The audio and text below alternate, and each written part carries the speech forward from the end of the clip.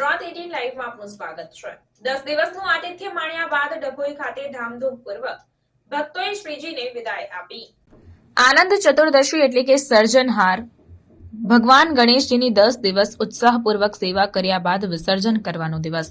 ત્યારે ડભોઈ પંથકમાં વિવિધ વિસ્તારોમાં ગણેશ યુવક મંડળો દ્વારા 10 દિવસ ગણેશજીની આરાધના કર્યા બાદ 10મા દિવસે નગરપાલિકા દ્વારા કરવામાં આવેલ પહેલને પગલે કૃત્રિમ તળાવ હીરા ભાગોળ ખાતે બેન્ડ ડીજે સહિત ઢોલ તાશાના તાલ સાથે શ્રીજીની પ્રતિમાઓનું વિસર્જન કરવામાં આવ્યું। ત્યારે આ પ્રસંગે ડભોઈના ધારાસભ્ય શૈલેષભાઈ મહેતા દ્વારા ટાવર ચોક ખાતે ઉપસ્થિત રહી ગણેશજીના આશીર્વાદ લેવામાં આવ્યા હતા।